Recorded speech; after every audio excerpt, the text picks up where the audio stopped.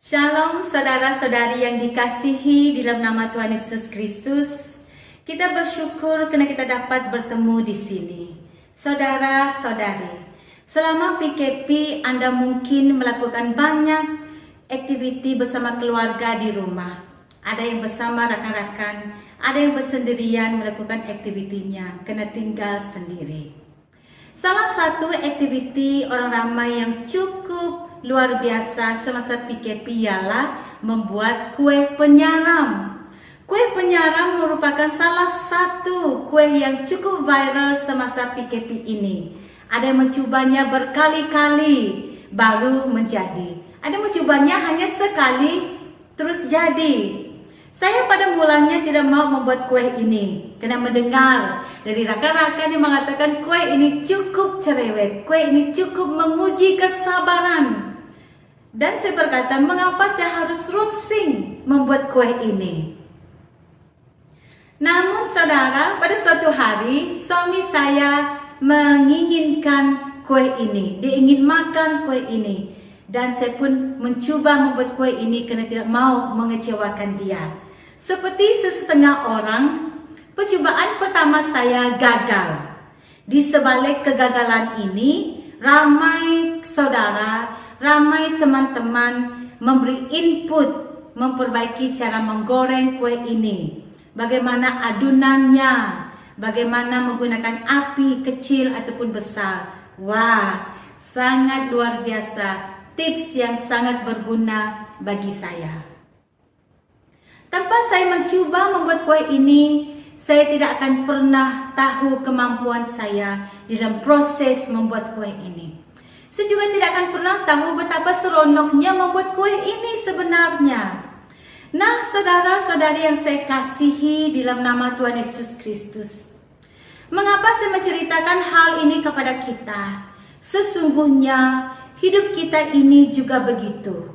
Ada yang seperti saya, takut melakukan sesuatu yang baru, takut melangkah dari comfort zone-nya karena takut gagal. Takut akan hari esok tanpa mengetahui apa yang terjadi di hari esok. Takut menghadapi masalah sehingga masalah seringkali dinafikan. Tahukah kita, penafian itu bukan menyelesaikan masalah, namun hanya melupakannya sementara waktu dengan dihiburkan dengan hiburan yang tidak berkekalan. Bila hiburan selesai, bila hiburan habis, masalah Anda tetap ada. Pada hari ini saya ingin membawa kita dalam satu cerita dari firman Tuhan, yaitu cerita Ilya, di mana Ilya menghadapi masalah yang cukup berat, yang cukup besar, yang cukup menekan hidupnya. Dan bagaimana campur tangan Tuhan, bagaimana Tuhan mengawal segala sesuatu. Kisah ini kita boleh baca di dalam 1 Raja-Raja bab 19 ayat yang pertama hingga 18. Disingkatkan cerita dari bab 18 dan permulaan bab 19 menceritakan bagaimana Ilya mendapat musibah yang sangat berat, yang sangat hebat dari Raja Israel, yaitu Raja Ahab dan juga istrinya Isabel, di mana Isabel mengarahkan nabi-nabi Allah dibunuh, dan juga bahkan Ilya juga diarah untuk dibunuh karena Ilya telah mengalahkan nabi-nabi Baal, yaitu nabi-nabi penyembahan berhala yang dianuti oleh Raja Ahab dan Isabel dan rakyat Israel pada ketika itu. Bila Ilya mengetahui bahwa dia diarahkan untuk dibunuh, dia lari ke daerah Yehuda dan ke padang gurun jauh dari daerah Israel. Satu perjalanan yang cukup lama, satu perjalanan yang cukup panjang saudara-saudari, sehingga boleh memberi impak secara negatif kepada jasmani Ilya. Bahkan apatah lagi emosinya yang memang sudah terganggu. Hal ini membuatkan Ilya mengalami kelelahan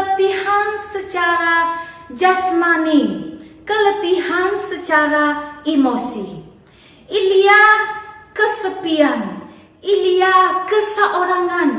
Di dalam bab 19 ayat 10 dan 14, Elia mengatakan, hanya aku seorang dirilah yang masih hidup. Dia berkata dia seorang diri saja yang masih hidup. Dia mengatakan sedemikian karena nabi-nabi Allah telah dibunuh oleh Isabel. Hal ini juga memberi tekanan yang cukup hebat, tekanan yang cukup berat kepada Elia. Sehingga dia juga mengatakan di dalam ayat 4, dia berkata, ambillah nyawaku, lebih baik aku mati. Elia mengatakan lebih baik dia mati. Wah, satu tekanan yang cukup berat bagi dia. Keadaan ini yang cukup berat ini membuatkan Elia hanya mampu berbaring, hanya mampu ingin tidur saja. Nah, saudara-saudari, bayangkan betapa beratnya ketekanan ini, betapa beratnya tekanan yang dihadapi oleh Elia ini, sehingga dia tidak mampu berbuat apa-apa, hanya mampu berbaring dan tidur saja. Di dalam keadaan Elia yang bersendirian, di dalam dia menghadapi tekanan yang hebat ini, Allah tidak pernah meninggalkan dia. Allah melawati dia. Datang malaikat, menyentuh dan membangunkan Elia dan berkata, bangunlah, makanlah. Elia bangun dan dia melihat ada roti bakar dan 1 jug air, lalu dia makan dan minum. Selepas makan dia baring dan tidur lagi. Di sini kita lihat tekanan Elia sangat berat, sehingga dia tidak mampu berbuat apa-apa, hanya mampu berdiam diri. Malaikat Tuhan datang untuk kali keduanya dan membangunkannya sekali lagi, katanya, bangunlah dan makanlah, supaya engkau tahan dalam perjalanan yang jauh. Wah, perjalanan yang jauh. Elia bangun dan makan. Makanan itu memberi kekuatan kepada Elia, sehingga cukup tenaga untuk dia berjalan selama 40 hari ke Gunung Sinai, yakni Gunung Horeb, di mana Allah menampakkan dirinya kepada Elia. Nah, saudara-saudari yang saya kasihi, kita lihat bagaimana Allah bekerja. Elia keluar dari daerah Israel ke daerah Yehuda, lagi berjalan sehari ke padang gurun, dan lagi berjalan selama 40 hari 40 malam ke Gunung Horeb. Dan di sana Allah menampakkan dirinya kepada Elia. Dalam tekanan ini, Elia manusia biasa seperti saya dan Anda. Ingin masalah selesai dengan cepat. Tapi cara Allah sangat berlainan. Cara Allah sangat berbeza dengan apa yang Elia inginkan.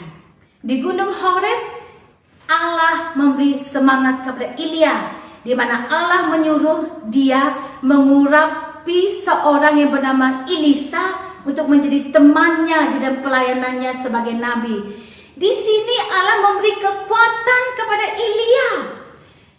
Elisa dan Elia nanti akan bersama-sama selama 75 tahun. Wow, satu jangka masa yang cukup lama, saudara-saudari. Tadi Elia merasa keseorangan. Selepas ini nanti dia tidak lagi merasa keseorangan karena ada Elisa bersama dengan dia. Elisa akan menjadi hamba yang setia, akan menjadi teman yang setia, dan juga akan menjadi penggantinya kelak. Di Gunung Horeb juga Allah menyuruh Elia mengurapi seorang bernama Yehu. Yehu akan menjadi raja orang Israel pada suatu ketika nanti. Dan suatu ketika nanti Elisa akan menolong Raja Yehu untuk mengalahkan musuh-musuh Allah Allah, yaitu penyembah-penyembah Baal, Izebel dan pengikut-pengikutnya. Selain itu, Allah juga menyuruh Ilya mengurapi Raja Aram. Nah, saudara-saudari yang saya kasihi, cerita singkat tentang Ilya ini memberi pedoman kepada saya, memberi pedoman kepada Anda di dalam menghadapi masalah hidup. Setiap manusia di bumi ini ada masalahnya yang tersendiri. Baik itu masalah besar, baik itu masalah kecil, namanya tetap masalah. Mungkin pada saat ini masalahmu besar seperti masalah Ilya, menekanmu dengan sangat luar biasa. Mungkin engkau ketika ini hanya mampu berdiam diri, hanya mampu berbaring dan mau tidur saja rasanya, karena tekanan yang cukup berat menekanmu. Di dalam engkau merasa tidak mampu berbuat apa-apa. Di saat ini engkau mungkin merasa bersendirian. Di saat ini engkau merenungkan masalahmu. Mari peka atas lawatan Tuhan. Mari peka atas suara Tuhan. Mungkin Tuhan sekarang ini sedang berkata kepadamu, bangunlah, makanlah. Suara Tuhan mungkin engkau dengar tidak seperti Ilya dengar secara langsung, tapi suara Tuhan engkau dengar dari orang yang memberi kata-kata semangat kepadamu. Lawatan Tuhan engkau rasakan dari orang yang memberi dorongan kepadamu. Mungkin engkau juga mendengar suara Tuhan dari firman-Nya yang engkau sedang dengar sekarang ini. Dan juga engkau mendengar suara Tuhan dari nyanyian-nyanyian rohani yang menguatkan roh dan jiwamu. Maka dengan demikian jangan leka dengan nyanyian yang tidak memberi semangat dan kekuatan. Saat ini juga mungkin engkau sudah lama tidak ada selera makan. Makanlah saudara-saudari. Mungkin engkau merasa tidak mampu bangun pada saat ini. Bangunlah. Bangun dan makan yang saya maksudkan di sini bukan sekadar makanan dan minuman ataupun bangun secara jasmani. Tapi bangun dalam semangat hidupmu. Bangun lagi dalam mencapai cita-citamu. Bangun dari kelekaan hidupmu. Bangun dari kejatuhanmu. Bangun saudara, bangun. Makanan juga yang saya katakan bukan hanya sekadar makan secara jasmani. Makan makanan rohani yang memberi ataupun yang boleh menguatkan rohmu. Supaya engkau dapat kekuatan dalam menjalankan permasalahan hidupmu. Seperti Ilya dapat berjalan selama 40 hari, 40 malam setelah makan makanan yang diberikan malaikat kepadanya. Firman Tuhan akan menguatkan. Firman Tuhan akan memberi pengharapan bahwa Dia Tuhan ada beserta dengan kita di dalam setiap musim hidup kita, saudara-saudari. Satu nyanyian yang tidak asing lagi bagi kita yang cukup memberi semangat, di mana berkata, Tuhan tidak pernah janji langit selalu biru, tetapi Dia berjanji selalu menyertai. Tuhan tidak pernah janji jalan selalu rata, tetapi Dia berjanji berikan kekuatan. Mungkin engkau merasakan Tuhan sepertinya jauh ketika ini. Engkau merasakan Tuhan sepertinya tidak berbuat apa-apa ketika ini. Ketahuilah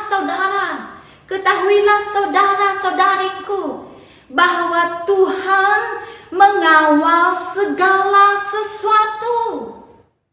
Saat ini mungkin engkau merasa bersendirian. Ekonomimu tidak sebaik dulu. Impian hidupmu sepertinya tidak tercapai walaupun engkau telah mengerjakannya bertahun-tahun. Masalah demi masalah tidak putus-putus datang, sehingga tahap kemampuanmu sudah sampai di penghujungnya. Dan engkau berkata, dapatkah aku bertahan? Tuhan, dapatkah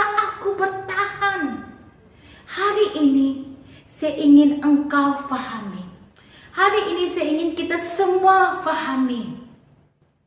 Di dalam dunia yang penuh dengan masalah ini, jangan mengatakan Tuhan tidak peduli.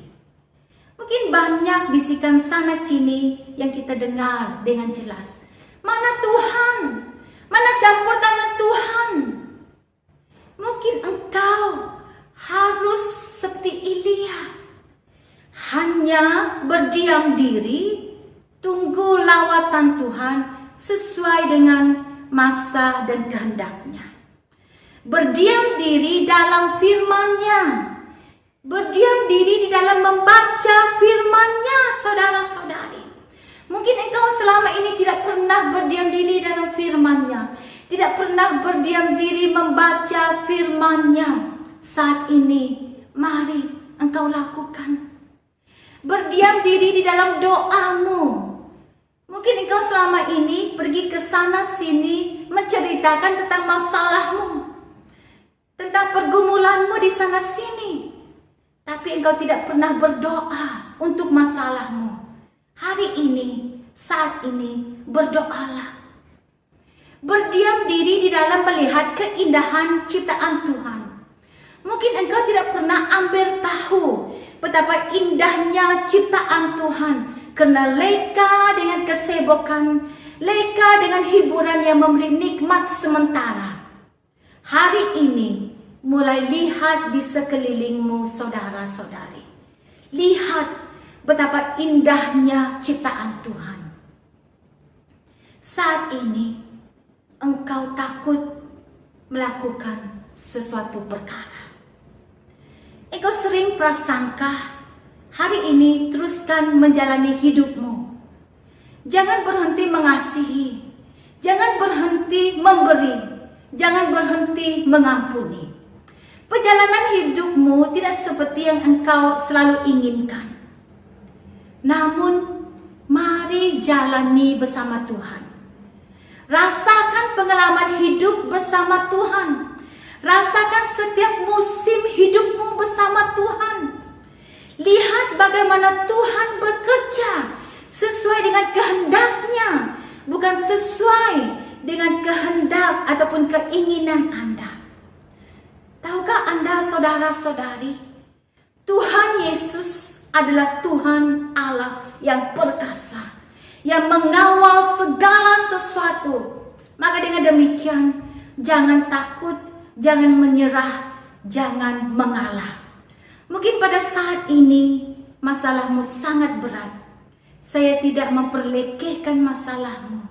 Namun yang saya ingin katakan kepadamu pada saat ini, Tuhan peduli dan Dia mengawal segala sesuatu dalam hidupmu. Saya sangat rindu mendoakan Anda pada saat ini. Mari kita berdoa. Bapa di surga, terpujilah namamu. Engkau adalah Allah yang luar biasa. Tuhan, pada saat ini Engkau melihat hati-hati yang remuk. Engkau melihat jiwa-jiwa yang remuk. Engkau melihat hati-hati yang di dalam kesepian. Tuhan, lawatilah mereka.